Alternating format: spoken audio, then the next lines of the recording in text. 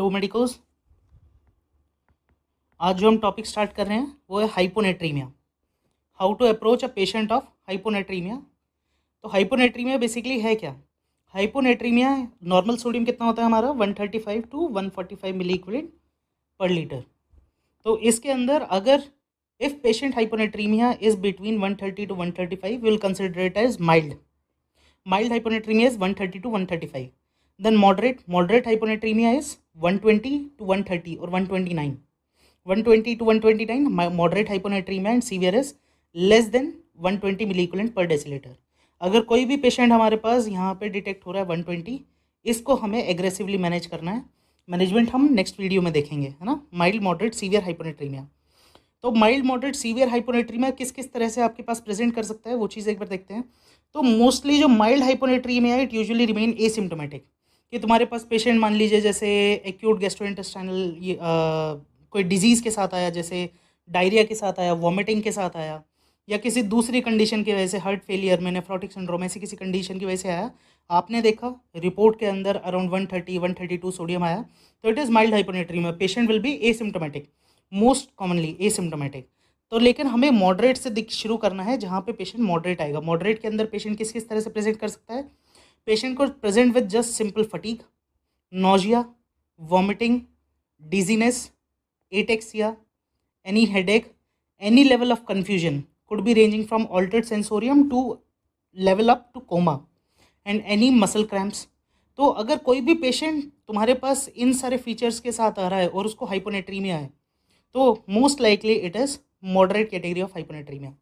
लेकिन मैंने क्या कहा था, अगर कहीं भी पेशेंट सीवियर हाइपोनेट्रीमिया के साथ आ रहा है तो ऐसे पेशेंट को एग्रेसिवली देखना है। क्यों एग्रेसिवली मैनेज करेंगे? क्योंकि severe hyponatremia could present with severe level of confusions, could ranging from lethargy, could ranging to coma. Lethargy से कोमा के बीच में patient could land up in anything, और patient could present with seizures. तो हमें इसलिए पेशेंट को manage करना है because patient could be present with coma, patient could present with seizures. इसलिए सीवियर हाइपोनेट्रीमिया को वी शुड मैनेज फास्ट। अब सबसे पहले अगर कोई भी पेशेंट आपके पास आया, आपने इवेल्युएट करा, उसका सोडियम लेवल कम है, हाइपोनेट्रीमिया है, भले ही वो माइल्ड हो, मॉडरेट हो या सीवियर हो, सबसे पहले आपको क्या करना है? आपको मेजर करना है उसका प्लाज्मा ऑस्मोलैरिटी। प्लाज्मा ऑस्मोलैरिटी कैसे करते हैं? Calculate 2 into sodium, 2 into serum sodium plus plasma glucose by 18 plus 1 by 2.8। 2 into sodium plus glucose by 18 plus 1 by 2.8, ये हमारे पास फॉर्मूला आएगा सीरम ऑस्मोलैरिटी के लिए। तो ये जो प्लाज्मा ऑस्मोलैरिटी मेरी निकली, इसके बेसिस पे मैं हाइपोनेट्रीमिया को डिवाइड करूंगा। नॉर्मल प्लाज्मा ऑस्मोलैरिटी मेरी कितनी होती है? नॉर्मल प्लाज्मा ऑस्मोलैरिटी है मेरे पास 280 टू 295 मिली ऑस्मोल पर केजी। तो हमारे पास जैसे कोई भी पेशेंट हाइपोनेट्रीमिया का आया, मैंने उसका सीरम ऑस्मोलैरिटी चेक किया, सीरम ऑस्मोलैरिटी मेरे पास आया नॉर्मल। तो नॉर्मल ऑस्मोलैरिटी को मैं क्या बोलूँगा? आइसोटोनिक। आइसोटोनिक यानी सीरम ऑस्मोलैरिटी नॉर्मल है, जितनी नॉर्मल होनी चाहिए। हाइपोनेट्रीमिया आइसोटोनिक हाइपोनेट्रीमिया, हाइपोनेट्रीमिया है लेकिन सीरम ऑस्मोलैरिटी आइसोटोनिक है, नॉर्मल है। तो ऐसे में कॉजेज क्या होते हैं? इसको हम बोलते हैं शूडो हाइपोनेट्रीमिया, है ना। ये है शूडो। शूडो का मतलब क्या होता है कि एक्चुअल में हाइपोनेट्रीमिया नहीं है, ये आपको फॉल्स इंटरप्रेट हो रहा है। शूडो हाइपोनेट्रीमिया क्यों? ये मोस्टली हमारे पास पहले दिखा करते थे, क्योंकि हम जो रिएजेंट यूज़ करते हैं सोडियम को डिटेक्ट करने के लिए, उस रिएजेंट से हाइपर प्रोटीनीमिया और हाइपर लिपिडेमिया इंटरफेयर किया करते थे। तो जब प्रोटीन और लिपिड्स इंटरफेयर करते थे तो हमारे पास फॉल्सली सोडियम की कम वैल्यू आती थी। एक्चुअल ब्लड के अंदर सोडियम कम नहीं है, पर रिएजेंट के साथ जो मेरा प्रोटीन है और जो लिपिड है वो इंटरफेयर करने की वजह से सोडियम कम दिखा रहे हैं। तो it is a form of pseudo hyponatraemia.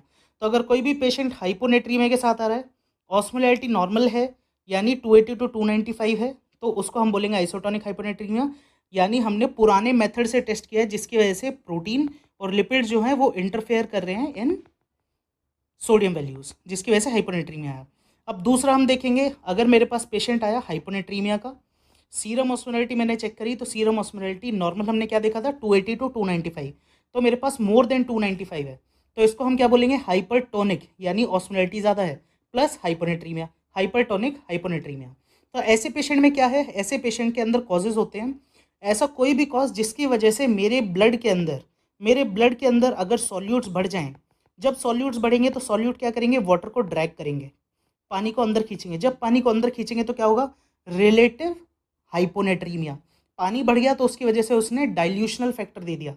जो मेरा सोडियम वो डाइल्यूट हो गया, तो जब मैंने सैंपल लिया तो उसके अंदर फॉल्सली मुझे लो सोडियम दिख रहा है। क्यों? क्योंकि डाइल्यूशनल आ गया, डाइल्यूशनल हाइपोनेट्रीमिया। तो इसका दूसरा नाम क्या है? डाइल्यूशनल हाइपोनेट्रीमिया। कॉजेज़ क्या होंगे? कॉजेज़ सारे वो होंगे जिसकी वजह से मेरा सॉल्यूट अंदर बढ़ गया। सॉल्यूट किस किस क्या क्या हो सकता है? सॉल्यूट कुड बी ग्लूकोज, मान लो डायबिटीज़ पेशेंट है, उसका हाइपरग्लाइसीमिया हो रहा है तो ग्लूकोज। कोई पेशेंट रेज्ड आईसीटी का आ गया, इंटरक्रेनियल टेंशन रेज्ड है, तो ऐसे को मैंने सप्रेस करने के लिए मान लो मैंने मेनिटॉल दे दिया, सॉर्बिटॉल दे दिया, ग्लिसरॉल दे दिया। या किसी पेशेंट का मुझे सीटी एब्डोमेन कराना है कॉन्ट्रास्ट में, तो मैंने आईवी कॉन्ट्रास्ट दे दिया। तो ये सारे कॉजेज होंगे हाइपरग्लाइसीमिया, मेनिटॉल, सॉर्बिटॉल, ग्लिसरॉल, माल्टोज या रेडियो कॉन्ट्रास्ट एजेंट, जिसकी वजह से ब्लड के अंदर मेरा सॉल्यूट बढ़ेगा, वो वाटर को अंदर ड्रैग करेगा, जिसकी वजह से डाइल्यूशनल हाइपोनेट्रीमिया होगा। ठीक है, तो ये हमारे दो हो गए हाइपोनेट्रीमिया के लिए, जो isotonic hyponatraemia and hypertonic hyponatraemia. अब हमें मेनली फोकस करना है ये चीज़, तो इस बेसिकली इसके अंदर तो मैनेज हमने देख लिया, इसके अंदर तो कुछ करना नहीं है, तो शूडो हाइपोनेट्रीमिया है। और ये वाला इसमें हमें बेसिक कॉज को ट्रीट करना है। हाइपरग्लाइसीमिया, हाइपरग्लाइसीमिया ठीक करो। मैनिटॉल है तो कुछ नहीं, बस कंजर्वेटिव मैनेज करो, थोड़ी देर में वो अपने आप ठीक हो जाएगा। रेडियो कॉन्ट्रास्ट एजेंट है, तो अगर कोई पेशेंट सिम्टोमेटिक नहीं है, ट्रीटमेंट हम देखेंगे वैसे बेसिकली, लेकिन ट्रीट द कॉज। अब हमारे पास जो मेन आता है वो है यहाँ पे ये जो लो ऑस्मोलैरिटी है, यानी जो मैंने सोडियम कराया उसकी वैल्यू कम है, लेस देन 135। सीरम ऑस्मोलैरिटी कराई तो वो भी मेरी कम आई। नॉर्मल ऑस्मोलैरिटी हमने देखा था 280 से 295, अगर वो भी मेरी 280 से नीचे आती है तो मैं उसको क्या बोलूँगा? हाइपोटोनिक, यानी ऑस्मोलैरिटी मेरी कम है, हाइपोनेट्रीमिया। हाइपोटोनिक हाइपोनेट्रीमिया यानी ऑस्मोलैरिटी भी कम है, हाइपोनेट्रीमिया भी है। तो इसको भी देखते हैं। सबसे पहले हम क्या देखेंगे? तो हमने देखा हाइपरटोनिक हाइपोनेट्रीमिया। हाइपरटोनिक हाइपोनेट्रीमिया में हमने क्या देखा कि किसी भी वजह से ब्लड में मेरे पास अगर सॉल्यूट बढ़ जाए तो वाटर को अंदर ड्रैग करेगा, वाटर को अंदर ड्रैग करेगा, जिसकी वजह से मेरे पास रिलेटिव डाइल्यूशन होगा, जिसकी वजह से डाइल्यूशनल हाइपोनेट्रीमिया होगा। ये हमने देख लिया। आइसोटोनिक हाइपोनेट्रीमिया हमने देख लिया। इसको दूसरा नाम बोलते हैं शूडो हाइपोनेट्रीमिया। शूडो हाइपोनेट्रीमिया क्यों? क्योंकि पुराने टाइम पे जो हम रिएजेंट यूज़ करते थे उसमें लिपिड और प्रोटीन्स इंटरफेयर करते थे, तो जिसकी वजह से मेरे पास फॉल्स लो सोडियम आता था। ये एक्चुअल लो सोडियम नहीं है। ये हमने देख लिया। अब हम आते हैं बेसिकली हाइपोनेट्रीमिया सेकेंडरी। हमने जब उसका ये सीरम ऑस्मोलैरिटी चेक करी तो वो है हाइपोटोनिक, यानी हाइपोटोनिक सीरम ऑस्मोलैरिटी कम है और हाइपोनेट्रीमिया। हाइपोटोनिक हाइपोनेट्रीमिया जब भी मेरे पास पेशेंट आएगा तो उसमें मैं सबसे पहले चेक करूंगा वॉल्यूम स्टेटस। पेशेंट का वॉल्यूम स्टेटस क्या है? पेशेंट का volume status let suppose hypovolaemia है। हाइपोवोलीमिया कैसे चेक करेंगे? वॉल्यूम के स्टेटस चेक करने के क्राइटेरिया रहते हैं।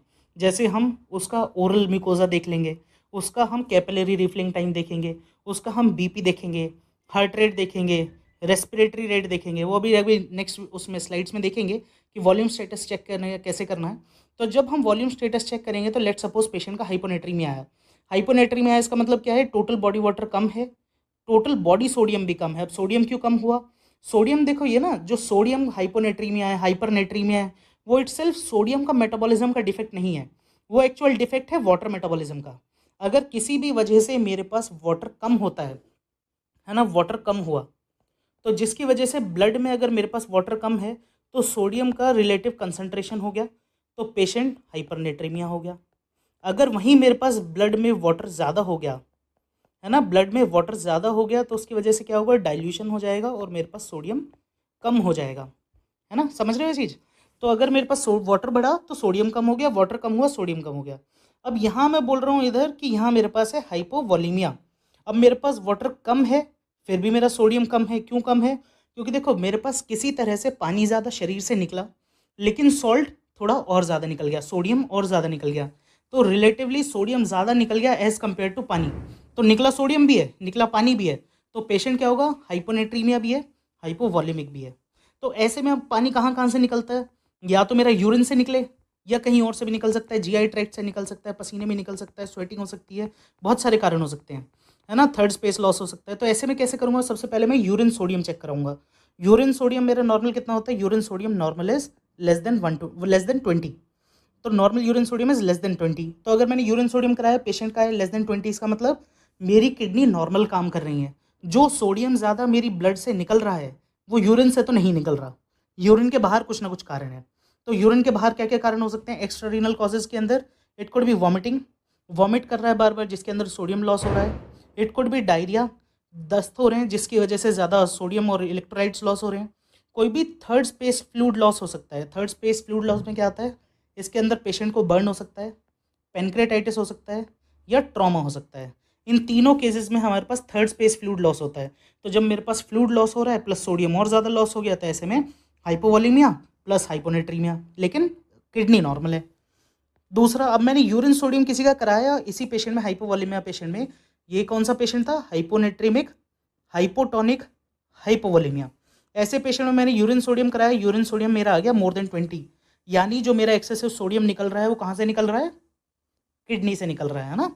तो रीनल लॉस हो रहा है। तो रीनल लॉस में क्या हो सकता है कि मैंने उसे डायरेटिक दिया हो। डायरेटिक में हमें मोस्टली कौन सी देखनी है, एक तो लूप डायरेटिक, दूसरा है थायजाइड्स। बाकी करवाते हैं हमारे ये भी हैं, स्पाइरोलेक्टोन और ये जो इनेक चैनल ब्लॉकर्स हैं सारे कराएंगे। दूसरा क्या हो सकता है, मिनरलोकॉर्टिकॉइड डेफिशिएंसी हो। अब इसको हम देखेंगे मिनरलोकॉर्टिकॉइड डेफिशिएंसी कैसे कराती है। मिनरलोकॉर्टिकॉइड कहाँ काम करता है, इनेक चैनल्स पे। इनेक चैनल का नॉर्मली काम क्या है, सोडियम को एब्जॉर्ब करना, सोडियम को ब्लड में लाना और जो पोटेशियम है उसको यूरिन में बहाना। इसलिए हम इसके अगेंस्ट जो काम करती हैं उसको स्पाइरोलेक्टोन को क्या बोलते हैं, पोटेशियम स्पेयरिंग। जब इनेक चैनल ब्लॉक होंगे तो उसके अंदर क्या होगा, जो पोटेशियम है वो रीएब्जॉर्ब होने लगेगा और जो सोडियम है वो लॉस होने लगेगा। तो मिनरलोकॉर्टिकॉइड डेफिशिएंसी किस तरह से काम करेगी, इस तरह से कि मैंने स्पाइरोलेक्टोन दे दी, डायरेटिक दे दी। तो डायरेटिक का तो हमने ऊपर पढ़ी, डायरेटिक क्या कराती है, हाइपोनेट्रीमिया।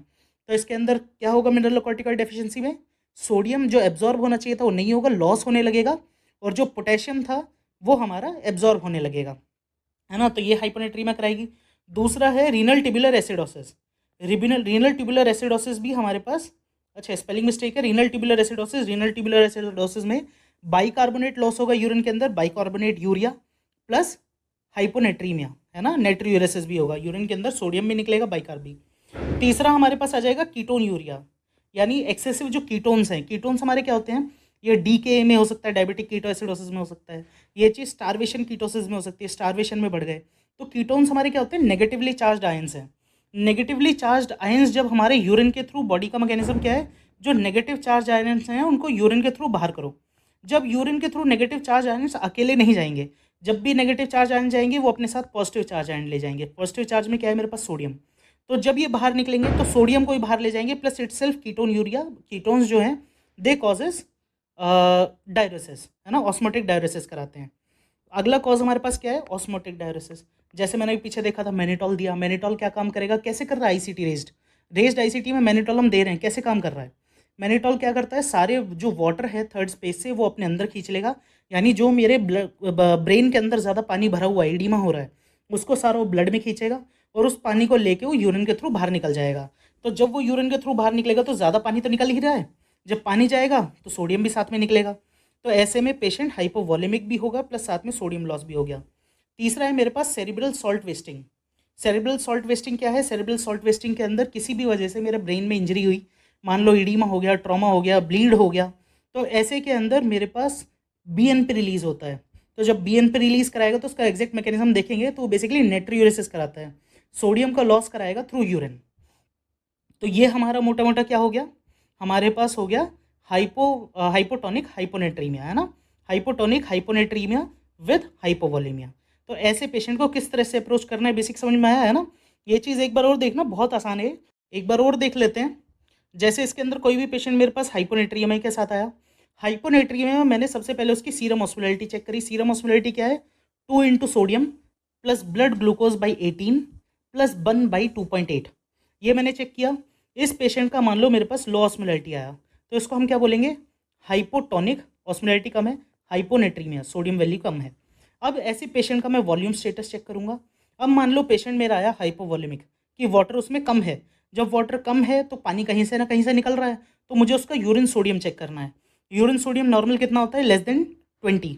तो मान लो लेस देन 20 है, तो लेस देन 20 के अंदर अगर मेरा लेस देन 20 है यानी एक्स्ट्रा रीनल लॉस हो रहा है, यानी मेरे यूरिन से ये यूरिन से सोडियम नहीं निकल रहा है, यूरिन की वजह हाइपोनेट्रीमिया नहीं है, कारण कुछ और है। तो कारण और क्या हो सकता है, आइदर पेशेंट इज डिहाइड्रेटेड, ज़्यादा स्वेट कर रहा है, एक्सरसाइज है, कुछ भी कारण हो सकता है। कुड बी डायरिया कि जीआई ट्रैक्ट से निकल रहा है, कुड बी वॉमिटिंग, और could be third space loss. Third space loss में क्या क्या आ सकते हैं, बर्न आ सकता है, पेनक्रेटाइटिस आ सकता है, या फिर कोई ट्रॉमा हुआ हो। दूसरा, अगर पेशेंट का यूरिन सोडियम मोर देन 20 आ रहा है, यानी जो हमारा एक्सेस सोडियम निकल रहा है कहाँ से निकल रहा है, यूरिन से निकल रहा है, तो रीनल सॉल्ट लॉस हो रहा है। तो रीनल सॉल्ट लॉस के अंदर कारण क्या हो सकता है, हो सकता है कि मैंने डायरेटिक दिया हो सकता है मैंने एस इनहिबिटर्स दिया हो, यानी मिनरल कॉर्टिकॉइड को इनहिबिट किया हो सकता है कोई अंडरलाइंग नेफ्रोपैथी चल रही हो, मिनरल कॉर्टिकॉइड डेफिशिएंसी चल रही हो, है ना, मिनरल कॉर्टिकॉइड डेफिशिएंसी हो या सेरिब्रल सॉल्ट वेस्टिंग हो। तो ये हमारी अप्रोच हो गई। जो हमारे पास पेशेंट आया हाइपोटोनिक हाइपोनेट्रीमिया विद हाइपोवोलीमिया। अब यहाँ पे हम चेक करेंगे हाइपरवोलीमिया। हाइपरवोलीमिया में बेसिकली हो क्या रहा है मेरे पास। अब इसके अंदर बेसिक सेंस हम क्या समझेंगे, अब समझेंगे इस तरह से, डिटेल में भी पढ़ाऊंगा कि हमारे पास टोटल बॉडी वाटर बढ़ गया। जब मेरे पास बॉडी वाटर बढ़ गया तो उसकी वजह से रिलेटिव डाइल्यूशनल हाइपोनेट्रीमिया हो गया। डाइल्यूशनल हाइपोनेट्रीमिया हो गया जिसकी वजह से it is causing hyponatraemia. Actual mechanism अभी देखेंगे, है ना, एक्चुअल मैकेनिज्म ये नहीं है। तो हमने टोटल बॉडी वाटर किस किस पेशेंट में आपने देखा होगा अपने, किस में कौन कौन सा पेशेंट हमारे पास, pleural effusion, pulmonary oedema, ascites, anasarca, या फिर पीडल एडीमा के साथ आते हैं। आपने देखा होगा हार्ट फेलियर का कोई भी पेशेंट है, CLD लीवर डिजीज़ का, सिरोटिक लीवर डिजीज़ का कोई पेशेंट है, नेफ्रोटिक सिंड्रोम का कोई पेशेंट है, या CKD वाले पेशेंट हैं। ऐसे ही पेशेंट आपके पास फ्लूइड ओवरलोड में आते हैं। फ्लैश पल्मोनरी एडीमा में आ गए, प्लूरल इफ्यूजन है, असाइटिस है, पीडल एडीमा है, या एनासार्का के साथ कोई बच्चा आ रहा है नेफ्रोटिक सिंड्रोम जैसा। तो ये हमारे पास ये भी डाइल्यूशनल हाइपोनेट्रीमिया करके ये नेट्रीमिया करते हैं। अब यहाँ पे देखते हैं, देखो हाइपोनेट्रीमिया यहाँ पे दिक्कत हो क्या रही है, या मैकेनिज्म जैसे इसके अंदर क्या लिखा है कि total body water is increase 2 times और total body sodium increase 1 time. यहाँ पे क्या है, बढ़ता सोडियम भी है लेकिन जो वाटर है वो ज़्यादा बढ़ जाता है ना। लेकिन अब यहाँ पे आपने देखा होगा CLD CKD का पेशेंट हमेशा डिहाइड्रेटेड सा दिखता है ना, असाइटिस है, पीडल एडीमा है, लेकिन देखने में डिहाइड्रेटेड है। क्यों? क्योंकि जो एक्चुअल इंट्रावेस्कुलर वॉल्यूम है वो कम है हमारे पास। क्यों कम है? क्योंकि जो सारी वॉल्यूम है वो थर्ड स्पेस में लॉस कर गई। सारा का सारा तो असाइटिस पेट में भर गया पानी, ब्लड वेसल के अंदर तो कुछ बचा ही नहीं। तो जब ब्लड वेसल के अंदर फ्लूइड नहीं बचा तो ऐसे में क्या करेंगे, जो किडनी है हमारी, एंड ऑर्गन है हमारे पास किडनी, तो किडनी का परफ्यूजन कम हो गया। जब किडनी का परफ्यूजन कम होता है तो हमारे पास क्या होगा, ADH रिलीज। तो जब मेरा ADH रिलीज होगा और साथ में रेनिन रिलीज, तो जब मेरा ADH रिलीज होगा, ADH क्या है, एंटी डायरेटिक हार्मोन। तो ADH का काम है कि जो मेरा कलेक्टिंग डक्ट है ना, ये मेरे ऐसे नेफ्रॉन होते हैं, तो यहाँ पे जो एक कलेक्टिंग डक्ट है यहाँ से वाटर को ब्लड के अंदर एब्जॉर्ब कराना। तो जब मेरा वाटर बढ़ गया तो वाटर की बढ़ने की वजह से ब्लड के अंदर क्या होगा, हाइपोनेट्रीमिया। तो ये मेरा मेन मैकेनिज्म है कॉजिंग हाइपोनेट्रीमिया इन अ फ्लूइड ओवरलोड पेशेंट। दूसरा क्या है, अब आप बोलोगे रेनिन भी तो रिलीज हुआ। रेनिन रास सिस्टम को स्टिमुलेट करेगा। रास मेरा इनेक चैनल पे एल्डोस्टेरोन काम करेगा। एल्डोस्टेरोन रास पे काम करने के बाद सोडियम को एब्जॉर्ब कराएगा। जब सोडियम एब्जॉर्ब होगा तो मेरा यहाँ पे हाइपरनेट्रीमिया होना चाहिए। हाइपरनेट्रीमिया नहीं होगा दोस्त। देख ऐसे ना, इसके अंदर ये चीज़ है, मैंने यहाँ क्या लिखा, total body sodium is also increase, लेकिन 1 टाइम। क्यों increase? It is increase due to RAS system. लेकिन body water is increase 2 times, यानी as compare to sodium water ज़्यादा बढ़ा। क्यों बढ़ा? ड्यू टू ADH रिलीज, है ना। तो इसकी वजह से मेरे पास जब मैं ऐसे पेशेंट का सोडियम लेवल चेक कराऊंगा तो वो कितना आएगा, 125, 130, 115। क्यों? ADH मेरा ज़्यादा रिलीज हुआ जिसकी वजह से मेरा ज़्यादा जो फ्लूइड है वो रिटेन हुआ। फ्री वाटर फ्लूइड जो है, फ्री वाटर वो ज़्यादा रिटेन हुआ, तो रिलेटिव डाइल्यूशन की वजह से हाइपोनेट्रीमिया मेरा आएगा। तो ऐसे पेशेंट में मैं यूरिन सोडियम कराऊंगा। यूरिन सोडियम मैंने नॉर्मल कितना बताया था अभी, <20 इज नॉर्मल और <20 इज एबनॉर्मल। तो अगर मेरा पेशेंट <20 आ रहा है तो इसका मतलब जहाँ भी सोडियम रीएब्जॉर्ब होना था वहाँ पे वो सिस्टम काम नहीं कर रहा, की वजह से मेरे पास हाइपरनेट्रीमिया हो गया। तो ऐसा पेशेंट क्या है, CKD के पेशेंट, या तो AKI का पेशेंट या CKD का पेशेंट, की उनका सोडियम बाहर ही नहीं निकल पा रहा है यूरिन के, सारा का सारा ब्लड में ही घूमे जा रहा है, जिसकी वजह से हाइपरनेट्रीमिया हो गया। दूसरा, अगर मेरा यूरिन सोडियम नॉर्मल है, जब नॉर्मल है तो इसका मतलब जहाँ से भी सोडियम या तो एक्सक्रीट होना था या रीअब्जॉर्ब होना था वो सब कुछ नॉर्मल चल रहा है, दिक्कत कहीं और है। अब दिक्कत कहाँ हो सकती है, या तो हो सकती है CLD में, लीवर में हो सकती है, हार्ट फेलियर में दिल में हो सकती है, या तीसरा नेफ्रोटिक सिंड्रोम। अब आप बोलोगे नेफ्रोटिक में तो किडनी में दिक्कत है, किडनी में दिक्कत है। अब यहाँ मैंने क्या किया, यूरिन सोडियम मेरा ये नहीं बता रहा किडनी में दिक्कत है या नहीं है। यूरिन सोडियम बस मेरे को ये बता रहा है कि यूरिन का एक्सक्रीशन इन यूरिन और रीनल टिब्यूल से रीएब्जॉर्प्शन वो मेरा नॉर्मल हो रहा है। अब किडनी में और दिक्कत है नहीं है वो नहीं पता। नेफ्रोटिक सिंड्रोम में क्या हो रहा है, जो मेरा ग्लोमेरुलर जो मेम्ब्रेन है वहाँ से मेरा प्रोटीन एक्स्ट्रा निकल रहा है, जो मेरा किडनी के थ्रू लॉस हो रहा है, ठीक है, हो रहा है। अब लेकिन जो मेरा सोडियम का जो एब्जॉर्प्शन है वो मेरा नॉर्मल हो रहा है। तो इसके अंदर नेफ्रोटिक सिंड्रोम का इसमें कोई लेना देना नहीं है, प्रोटीन भी एक्सक्रीट हो रहा है लेकिन यूरिन सोडियम नॉर्मल है। हाइपोटोनिक हाइपोनेट्रीमिया में हमने based on volume status hypovolemia check कर लिया। यू वॉलीमिया कभी देखेंगे और हाइपर वॉलीमिया चेक कर लिया। अब यू वॉलीमिया में बेसिकली क्या हो रहा है, यू वॉलीमिया के अंदर हमारे पास जो बॉडी वाटर है, वो जो बॉडी वाटर है वो बढ़ गया, सोडियम स्टेटस मेरा नॉर्मल है ना। तो इसके अंदर क्या रिलेटिवली डाइल्यूशन हो गया। इसके अंदर बेसिक कॉज हो क्या रहा है, इसके अंदर मेरे पास जो एडीएच हार्मोन है, एंटी डायरेटिक हार्मोन, अभी हमने पीछे देखा था, जो एडीएच है वो मेरा बढ़ गया। जब एडीएच बढ़ गया तो फ्री फ्लूइड को एब्जॉर्ब करने लगा कलेक्टिंग डक्ट से। जब एडीएच मेरा एब्जॉर्ब होने लगा तो उसकी वजह से हाइपोनेट्रीमिया हो गया। तो कोई भी कारण होगा, अगर मेरा किसी भी वजह से एडीएच रिलीज होगा तो it will cause you volaemic hyponatraemia. तो इसके अंदर कॉज क्या है, syndrome of inappropriate ADH release. दूसरा पोस्ट ऑपरेटिव हाइपोनेट्रीमिया, इसके अंदर भी एडीएच एक्सेस से सिक्रीट होता है। दूसरा है यहाँ पे मेरे पास हाइपोथायराइड। हाइपोथायराइड कैसे करेगा, हाइपोथायराइड मेरा कार्डियक आउटपुट को कम करता है। अभी हमने पढ़ा था कार्डियक आउटपुट कम होगा तो रीनल परफ्यूजन कम होगा, रीनल परफ्यूजन कम होगा तो उसके वजह से क्या होगा, एडीएच सिक्रीट ज़्यादा होगा। तो वही सेम मैकेनिज्म जैसे हमने उसमें पढ़ा था अभी पीछे। दूसरा साइकोजेनिक पॉलीडिप्सिया, इसमें पेशेंट एक्सेसिवली फ्लूइड ही ज़्यादा पिए जा रहा है ना। बियर प्रोटोमीनिया, वही सेम फ्लूइड एक्सेसिव जा रहा है मेरे पास। तीसरा इसके अंदर आएगा इडियोसिंक्रेटिक ड्रग रिएक्शंस, है ना। ड्रग रिएक्शंस हैं, ये बाद में एक बार देखेंगे। और कुछ ड्रग्स रहेंगी जो हमारा एडीएच एक्सेसिवली सिक्रीट कराएंगी। तो ये सारे हमारे कॉजेज आते हैं यहाँ पे यू वॉल्यूमिक हाइपोटोनिक हाइपोनेट्रीमिया के। ठीक है, सुनने में एक बार बहुत ज़्यादा एक्सेस लग रहा है कि हाइपोनेट्रीमिया है, कॉजेज तो बहुत डिटेल्ड हैं और ये है, लेकिन बहुत ईजी है ना।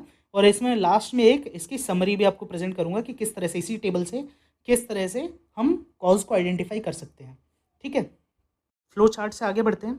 तो हमने कॉज क्या क्या देख लिया, सबसे पहले हमने ऑस्मोलैरिटी के बेसिस पे हाइपर ऑस्मोलर देख लिया, हाइपो ऑस्मोलर देख लिया, लेकिन हमारा मेन कंसर्न था यू ऑस्मोलर। यू ऑस्मोलर के हमने वॉल्यूम स्टेटस के बेसिस पे देख लिया, डिक्रीज वॉल्यूम ये hypovolaemic, increase volume hyper volaemic, या फिर यू वॉल्यूमिक। तो हमारा जो मेन कंसर्न था अभी ये सारे हमें देखने हैं, क्योंकि ऊपर वाले तो सारे आसान हैं। तो इन्हीं चीज़ को एक बार दोबारा से एक बार थोड़ा सा डिटेल में देख लेते हैं। पहले तो सिर्फ हमने कॉजेज देखे हैं। तो अगर हमें सबसे पहले हम यहाँ से शुरू करते हैं हाइपोवॉल्यूमिक हाइपोनेट्रीमिया। तो हमें कोई भी पेशेंट अगर आया, उसको वॉल्यूम स्टेटस मुझे कम लग रहा है, डिहाइड्रेटेड लग रहा है। अब फर्स्ट हम किसी भी पेशेंट को कैसे बोलेंगे कि डिहाइड्रेटेड है। लेवल ऑफ डिहाइड्रेशन कैसे चेक करेंगे किसी भी पेशेंट में, तो level of dehydration could be mild, moderate और सीवियर डिहाइड्रेशन।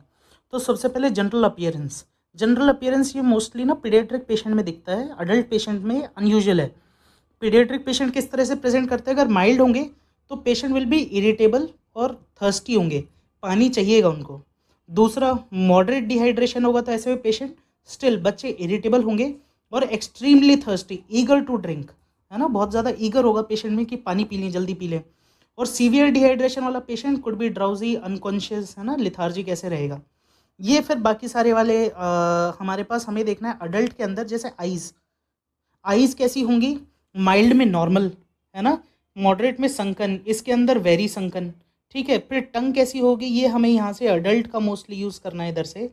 टंग कैसी रहेगी, या ओरल मिकोजा कैसी रहेगी, वेट, माइल्ड के अंदर। मॉडरेट में ड्राई और यहाँ पे वेरी ड्राई। और स्किन पिंच जब तुम तो चेक करोगे तो स्किन पिंच क्या करेंगे, हम स्किन को पुल करेंगे और फिर उसको देखेंगे कितनी देर में वो वापस अपनी नॉर्मल पोजीशन ले रही है। तो यहाँ पे अगर माइल्ड होगा तो इट गोज़ बैक इमीडिएटली, और मॉडरेट के अंदर गोज़ बैक स्लोली, और यहाँ पे वेरी स्लोली। ठीक है, ब्रीदिंग अगर देखेंगे तो रेस्पिरेटरी रेट देखेंगे तो इधर माइल्ड के अंदर it will be normal, moderate के अंदर इट विल बिट इंक्रीज, और यहाँ पे वेरी रैपिड। फिर अब हार्ट रेट हम इसमें चेक करेंगे तो हार्ट रेट में माइल्ड में इट विल बी नॉर्मल, यहाँ पे इट विल बी रैपिड, और यहाँ पे वीक और thready, patient could be in shock also, है ना। यूरिन आउटपुट हम उसका पूछेंगे तो यूरिन आउटपुट यहाँ वो बोलेगा नॉर्मल, जैसे पहले यूरिन करता था वैसे ही अभी कर रहा है। यहाँ पे it will be a dark and colour, dark and yellow, depend in colour. और यहाँ पे वॉल्यूम विल बी स्केंटी, हो सकता है वो बोले कि सुबह से यूरिन नहीं पास नहीं किया, है ना। तो ये चीज़ आएगा मेरा सीवियर डिहाइड्रेशन में। तीसरा हम देखेंगे वेट लॉस तो नहीं हुआ। नॉर्मल के अंदर अगर माइल्ड होगा तो weight loss will be less than 5%, moderate में 6 to 10%, और यहाँ मोर देन 10%, है ना। तो इससे हम डिसाइड कर सकते हैं कि लेवल ऑफ डिहाइड्रेशन क्या है, कि पेशेंट हाइपोवॉल्यूमिक है या नहीं है, वो चीज़ हमें देखना है। तो लेट सपोज हमारा पेशेंट आया हाइपोवॉल्यूमिक में, कि हाँ हाइपोवॉल्यूमिया है, डिहाइड्रेशन है, माइल्ड, मॉडरेट और सीवियर कुछ भी हो सकता है ना। तो इसके अंदर मैंने यूरिन सोडियम कराया। यूरिन सोडियम में जैसे मैंने अप्रोच में अपना देखा था, यूरिन सोडियम ऐसे पेशेंट में कराऊंगा। यूरिन सोडियम अगर मेरे पास नॉर्मल 20 है तो अगर मेरा आता है लेस देन 20 या मोर देन 20, अगर मेरा मोर देन 20 आता है इसका मतलब कि मेरा किडनी ख़राब है। लेस देन 20 है इसका मतलब किडनी ख़राब नहीं है, कहीं और से रिलीज़ हो रहा है।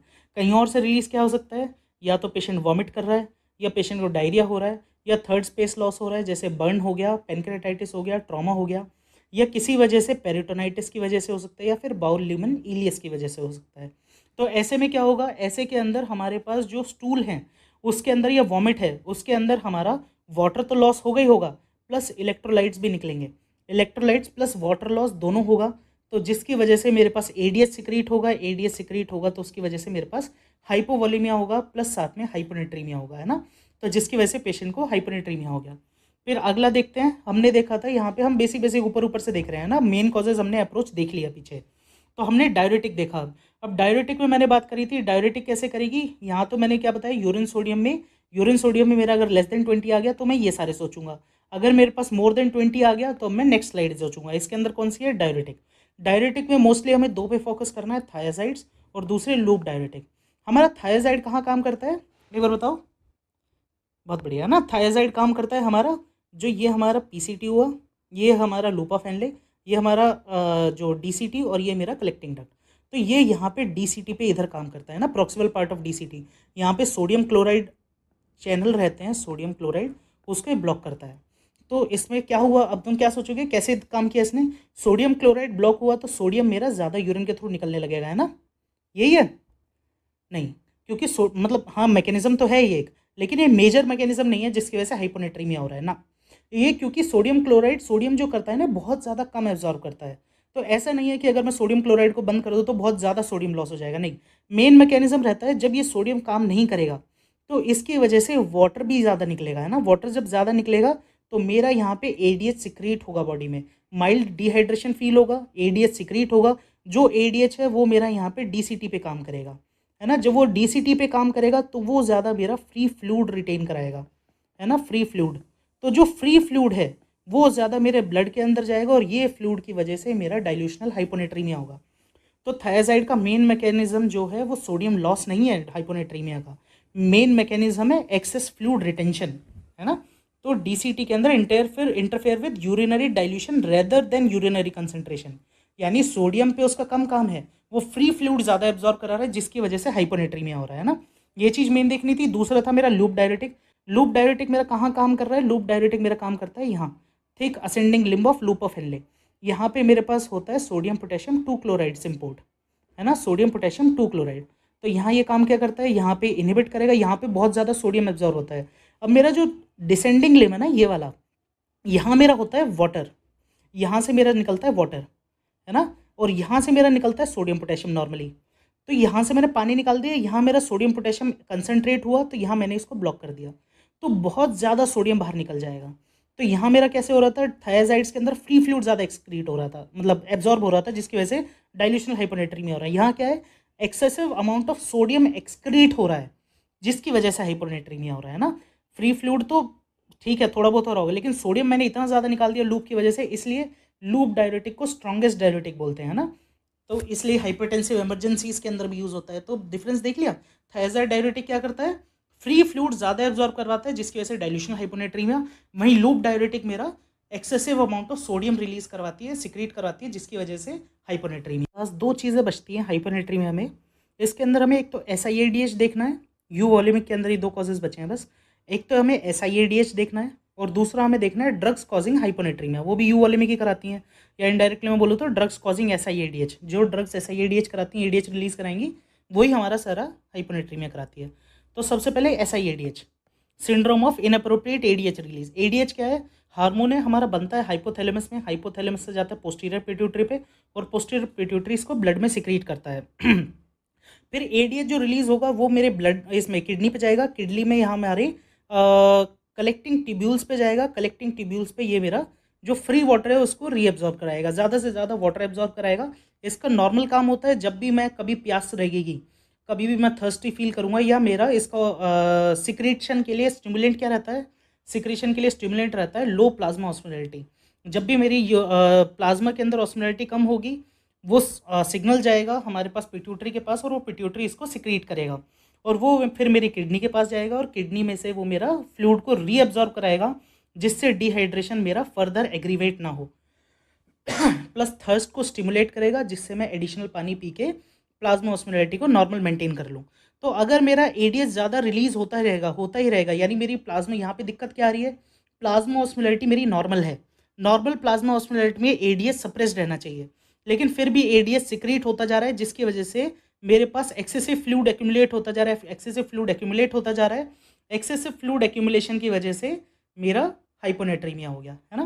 तो यहाँ दिक्कत क्या है, defect is in osmoregulation causing vasopressin release to be inappropriately stimulated leading to hyponatremia, है ना। ऑस्मो रेगुलेशन नहीं हो पा रहा ठीक से, क्योंकि प्लाज्मा ऑस्मोलैरिटी सेंस नहीं कर पा रहा, जिसकी वजह से वेसोप्रेसिन लगातार सिक्रीट होता ही जा रहा है, जिसकी वजह से हाइपोनेट्रीमिया हो गया।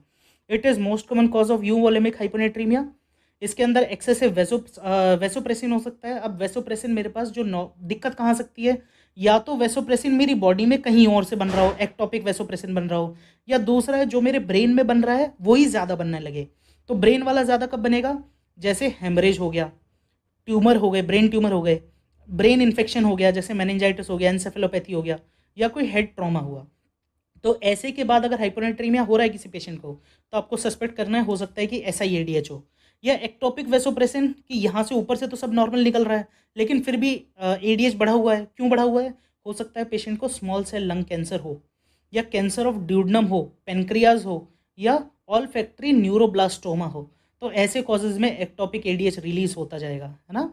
फिर उसके बाद इट इज़ इडियोपैथिक, मतलब mostly seen in elderly in 10% of the patients, है ना। अगर इडियोपैथिक है कि कॉज नहीं मिल रहा कि कहाँ से सिक्रेट हो रहा है। फिर क्राइटेरिया क्या, कैसे डायग्नोस करेंगे, इसमें हमने क्या पढ़ा, ये एक्स्ट्रा मतलब जो इफेक्टिव सर्कुलेटिंग ऑस्मोलैरिटी है ना, वो कम कर देता है।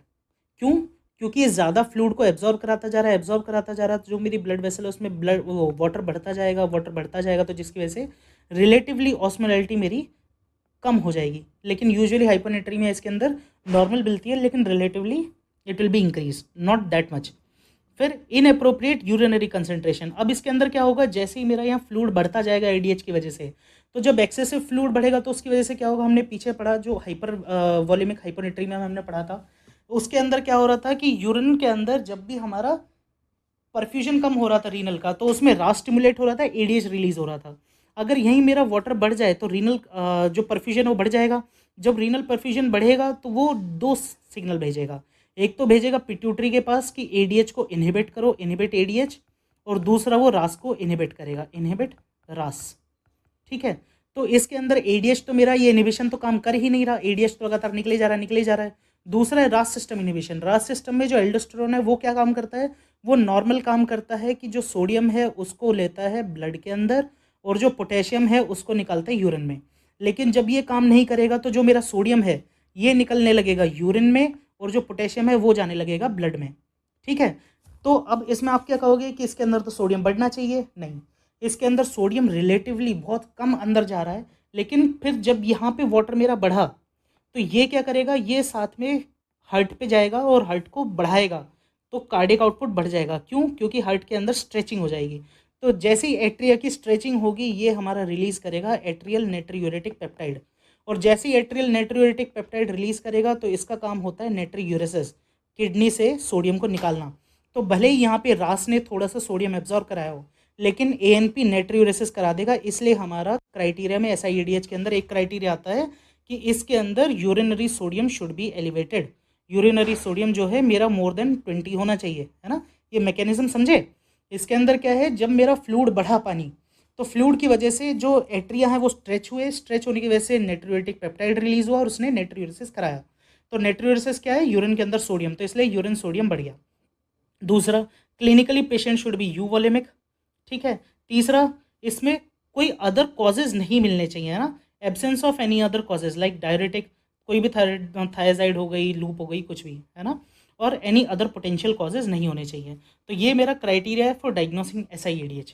अब SIADH के सपोर्टिंग क्राइटेरियाज होते हैं कि अगर ये सारी चीज़ हैं तो इसका मतलब SIADH हो सकता है। अगर इनमें से कोई सा भी तुम्हारा पॉजिटिव आता है ना, तो इसका मतलब SIADH नहीं है। कि यूरिक एसिड नॉर्मल होना चाहिए, लेस देन 4 ग्राम होना चाहिए, कम होना चाहिए। ब्लड यूरिया नाइट्रोजन इनडायरेक्टली ये मानो नॉर्मल होना चाहिए। जब ये एबनॉर्मल होगा इसका मतलब क्या है, किडनी गड़बड़ हो गई। किडनी गड़बड़ हो गई तो हम हाइपोनेट्रीमिया को किसी और कारण से एक्सप्लेन करेंगे इंस्टेड ऑफ कॉजिंग SIADH। जो फेना है, फ्रैक्शनल एक्सक्रीशन ऑफ सोडियम, यानी तुम ये समझो कि जो हमारा यूरिन सोडियम है वो हमारा बढ़ गया। फिर जैसे ही हमने कोई भी, जैसे हम देखेंगे ट्रीटमेंट के अंदर जो हाइपोवोलेमिक हाइपोनेट्रीमिया वैसे है वो किस तरह से इंप्रूव करता है, फ्लूइड देते ही इंप्रूव करता है। तो हमने जैसे किसी पेशेंट को 0.9% NH दिया और पेशेंट इंप्रूव ना करके उसका हाइपोनेट्रीमिया और वर्सन कर गया, तो क्यों ऐसे वर्सन क्यों किया? क्योंकि हमारे पास ऑलरेडी फ्लूइड की वजह से ही तो सारी दिक्कत आ रही है और मैंने वही फ्लूइड दे दिया। तो ऐसे में तो इनडायरेक्टली ट्रीटमेंट क्या होना चाहिए, फ्लूइड की वजह से दिक्कत आ रही है तो फ्लूइड रिस्ट्रिक्ट करो। तो पेशेंट का इंप्रूवमेंट होगा ऑन रिस्ट्रिक्शन ऑफ फ्लूइड। जैसे ही मैं फ्लूइड रिस्ट्रिक्ट करूंगा, हम SIDH का ट्रीटमेंट देखेंगे। SIDH का primary treatment is fluid restriction only. तो जैसे ही मैं फ्लूइड रिस्ट्रिक्ट करूंगा पेशेंट इंप्रूव होने लगेगा। तो ये मेरे सपोर्टिंग क्राइटेरिया और पीछे मेरे डायग्नोस्टिक क्राइटेरिया थे, ठीक है। तो अब हम लास्ट देख लेते हैं इसके अंदर ड्रग्स कॉजिंग हाइपोनेट्रीमिया। कौन कौन सी ड्रग्स हैं विच कॉजेज हाइपोनेट्रीमिया? अब मैंने बोला था अगर कोई भी ड्रग्स अफेक्ट कर रही हैं ADH रिलीज को, यानी ADH रिलीज को स्टिमुलेट कर रही हैं, बढ़ा रही हैं, तो दोज विल कॉज हाइपोनेट्रीमिया। तो इसमें कॉजेज हम देख लेते हैं। तो सबसे पहले वेसोप्रेसिन एनालॉग। वेसोप्रेसिन एनालॉग मतलब मैंने ADH ही दे दिया पेशेंट को, ADH दे दिया तो वही फ्लूइड बढ़ा दिया। डेस्मोप्रेसिन, ऑक्सीटोसिन, है ना। तो ये चीज़ एक बार ध्यान रखना है गायनी वाले पेशेंट्स में। दूसरा, drugs which potentiate the action of vasopressin on kidney, यानी जहाँ पे वो जाके 50% काम करने वाला था ADH किडनी पे, अब वो 100% काम कर रहा है। तो ऐसे में साइक्लोफॉस्फेमाइड, है ना। फिर इसके अंदर एनसिड्स हो गया, एसिटोमिनोफेन हो गया। फिर drugs which enhances vasopressin release, जो ADH का रिलीज बढ़ा देते हैं पिट्यूटरी से। तो इसमें क्लोफिब्रेट, कार्बामेज़ेपिन, ये चीज़ ध्यान रखना क्योंकि ये पेशेंट लॉन्ग टर्म लेते हैं कार्बामेज़ेपिन ना, एंटी एपिलेप्टिक, बहुत ज़्यादा दिन तक पेशेंट लेते रहते हैं और फिर वो हाइपोनेट्रीमिया के साथ प्रेजेंट करते हैं। विनक्रिस्टिन, निकोटिन, नार्कोटिक्स, फिर यही SSRI। साइकोटिक पेशेंट्स में क्यों हाइपोनेट्रीमिया इतना कॉमन है, ये चीज़ है कारण, क्योंकि डिप्रेशन के लिए ड्रग ऑफ चॉइस क्या है साइकोसिस में? SSRI, वही हमारा हाइपोनेट्रीमिया करवा रही है। तो ये सारे कॉजेज हैं। दूसरा, drugs causing hyponatraemia with unknown mechanism, यहाँ पे ADH से रिलेटेड नहीं है, यहाँ पे हमारे पास कारण ही नहीं है। तो इसके अंदर जैसे हेलोपेरिडॉल, एमिट्रिप्टाइलिन, फ्लोक्सिटिन, फ्लूफेनाजीन, या IVIG हो गया, फिर मिथाइल मेफेंटामीन हो गया, है ना। तो ये सारे हमारे पास कॉजेज हो जाते हैं ड्रग्स कॉजिंग हाइपोनेट्रीमिया। ओके, देखो अब बेसिक अप्रोच कैसे रहेगी हाइपोनेट्रीमिया की। कोई भी पेशेंट अगर तुम्हारे पास सीरम सोडियम लेस देन 135 के साथ आया तो उस पेशेंट में सबसे पहले तुम उसका सीरम ऑस्मोलैरिटी चेक करोगे। सीरम ऑस्मोलैरिटी क्या था? 2 × sodium plus glucose by 18 plus 1/2.8, ये तुम चेक करोगे कितनी वैल्यू आई। अब इसके बेसिस पे हो सकता है नॉर्मल कितना होता है, 280 to 295, हो सकता है ये नॉर्मल हो सकता है कि ये लो हो सकता है हाई हो। तो इसके बेसिस पे हम पेशेंट को 3 क्लासेस में डिवाइड कर देंगे। आइसोटोनिक हाइपोनेट्रीमिया कि सीरम ऑस्मोलैरिटी नॉर्मल है, सोडियम कम है। हाइपोटोनिक हाइपोनेट्रीमिया, सीरम ऑस्मोलैरिटी जो है कम है और सोडियम भी कम है। हाइपरटोनिक हाइपोनेट्रीमिया, है ना। हाइपरटोनिक क्या है कि ऑस्मोलैरिटी ज़्यादा है, हाइपोनेट्रीमिया। सबसे पहले आइसोटोनिक हाइपोनेट्रीमिया, ये हमारे पास आता ही नहीं है। ये पहले आया करता था क्योंकि इसके अंदर जो प्रोटीन्स हैं और साथ में हमारे पास लिपिड्स हैं वो रिएजेंट के साथ इंटरफेयर करते थे और उसको हमें फॉल्सली दिखाते थे कि हाइपोनेट्रीमिया, इसको बोलते हैं शूडो हाइपोनेट्रीमिया। ये आज के टाइम पे दिखता ही नहीं है। दूसरा, हाइपरटोनिक हाइपोनेट्रीमिया। हाइपरटोनिक हाइपोनेट्रीमिया में क्या हो रहा है, यहाँ पे मेरे पास किसी भी वजह से ब्लड के अंदर सॉल्यूट बढ़ गए जो वाटर को पुल कर रहे हैं, तो जिसकी वजह से मुझे डाइल्यूशनल हाइपोनेट्रीमिया दिख रहा है। कॉज क्या हो सकता है? हाइपरग्लाइसीमिया, जो ग्लूकोज है वो बढ़ गया, मैनिटॉल, सॉर्बिटॉल, ग्लिसरॉल, माल्टोज, या फिर कोई रेडियो कॉन्ट्रास्ट एजेंट दे दिया, ठीक है। अब मेन हमारे पास आता है जो हाइपोटोनिक हाइपोनेट्रीमिया, जिस पेशेंट में दिमाग लगाना है। हाइपोटोनिक हाइपोनेट्रीमिया जैसे ही मेरे पास पेशेंट आएगा ऐसे में मैं पेशेंट का वॉल्यूम स्टेटस चेक करूंगा। क्या पेशेंट मेरा हाइपोवॉल्यूमिक है, क्यों वो फ्लूइड डेफिसिट में है ना, मतलब फ्लूइड डेफिसिट मतलब पेशेंट डिहाइड्रेटेड लग रहा है। यू वॉल्यूमिक है कि डिहाइड्रेटेड तो नहीं लग रहा है, सही लग रहा है। या हाइपर वॉल्यूमिक है कि पेशेंट तो ऐसा लग रहा है कि वॉल्यूम तो इसके अंदर और ज़्यादा है, असाइटिस है, पल्मोनरी एडीमा है, पीडल एडीमा है ना, ये सारी चीज़ें। तो मान लो बेसिकली फर्स्ट देखते हैं सबसे पहले हाइपोवॉल्यूमिया। कोई भी पेशेंट अगर हाइपोवॉल्यूमिक आएगा इसका मतलब क्या है, कहीं से ना कहीं से पानी भी निकल रहा है और सॉल्ट भी निकल रहा है। तो इसमें मुझे सबसे पहले चेक करना है कि ऐसा तो नहीं है कि सारा पानी किडनी से निकल रहा है, सोडियम और पानी। तो उसके लिए मैं सबसे पहले इस पेशेंट का यूरिन सोडियम चेक कराऊंगा। तो यूरिन सोडियम मेरा नॉर्मल होता है लेस देन 20, है ना। लेस देन 20 जब मेरा यूरिन सोडियम आएगा तो इसका मतलब क्या है, मेरा रीनल लॉस तो नहीं हो रहा है। तो रीनल लॉस नहीं हो रहा है तो कहीं और से लॉस हो रहा है। कहाँ से लॉस हो सकता है? लॉस हो सकता है डिहाइड्रेशन में, कि डिहाइड्रेशन की एक्सेसिव एक्सरसाइज की वजह से सारा पसीना निकल गया, जिसके साथ सॉल्ट भी निकल गया। डायरिया हो सकता है, वॉमिटिंग हो सकता है, या फिर थर्ड स्पेस लॉस हो सकता है। थर्ड स्पेस लॉस किस में होगा? पेनक्रेटाइटिस में हो सकता है, बर्न्स में हो सकता है, ट्रॉमा में हो सकता है ना। तो ये मेरा हो गया हाइपोवॉलीमिया, जिसके अंदर मेरा यूरिन सोडियम नॉर्मल है। अब मेरे पास यूरिन सोडियम मान लो बढ़ा हुआ आ गया, यूरिन सोडियम बढ़ा हुआ आ गया यानी मोर देन 20, तो इसके अंदर रीनल लॉस हो रहा है। रीनल लॉस में क्या हो सकता है? हो सकता है मैंने डायरेटिक दिया हो, एस इनहिबिटर्स दिए हो, कोई किडनी में डिजीज़ हो, नेफ्रोपैथी हो, या फिर मिनरलोकॉर्टिकॉइड की डेफिशिएंसी हो, या फिर सेरिब्रल सॉल्ट वेस्टिंग हो। ठीक है। अब अगर मेरे पास वही पेशेंट आया, वॉल्यूम स्टेटस मैंने देख लिया हाइपोवॉल्यूमिक, दूसरा है मेरे पास हाइपरवॉल्यूमिक, अगर वॉल्यूम स्टेटस ज़्यादा है कि फ्लूइड ओवरलोड में लग रहा है, तो ऐसे में हमें पता है क्या क्या कॉजेज होते हैं पेशेंट के, जो patient ascites, pulmonary oedema, pedal oedema के साथ आ सकते हैं। Heart failure, cirrhotic liver disease, nephrotic syndrome, या एडवांस किडनी इंजरी या सीकेडी पेशेंट्स है ना, क्रॉनिक किडनी डिजीज़ के। तो ये मेरा हाइपरवॉल्यूमिक हो गया। और तीसरा हमारे पास होता है यू वॉल्यूमिक। यू वॉल्यूमिक के अंदर हम क्या देखेंगे? यू वॉल्यूमिक में मतलब कि हमारे पास वॉल्यूम स्टेटस ठीक है। तो वॉल्यूम स्टेटस ठीक है तो क्या दिक्कत आई कि हमारे पास फ्लूइड बढ़ गया, फ्लूइड इसमें ब्लड के अंदर बढ़ गया, जिसकी वजह से हमारा जो सोडियम है वो रिलेटिवली कम होने लगा। तो ऐसे में रोल आता है एडीएच हार्मोन का। तो ऐसे में कोई भी कारण है जिसकी वजह से एडीएच बढ़ गया, सारे कॉजेज क्या क्या हो सकते हैं ऐसे एडीएच बढ़ने के?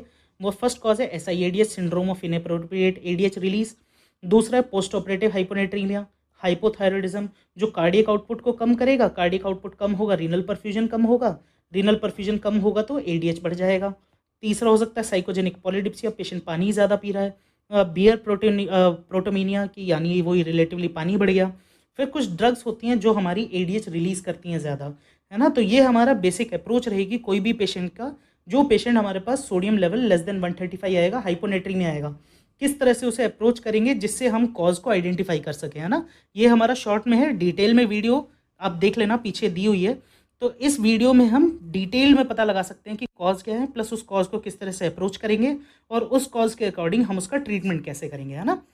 तो ये हमारा बेसिक था कि कॉजेज ऑफ हाइपोनेट्री में, हाइपोनेट्री में अगर कोई पेशेंट आता है तो उससे डरना नहीं है ना। किस तरह से अप्रोच करेंगे, किस तरह से माइल्ड, मॉडरेट, सीवियर को देखेंगे, किस तरह से आइडेंटिफाई करेंगे कॉजेज को। तो हम नेक्स्ट वीडियो में देखेंगे इसके अंदर ट्रीटमेंट। तो आई होप आपको समझ में आया होगा, अच्छा लगा होगा। आज से हाइपोनेट्रीमिया के कॉजेज देखने में आसानी रहेगी, है ना। See you all guys in the next video. Signing off, this is doctor Kunal Chauhan. Happy studying.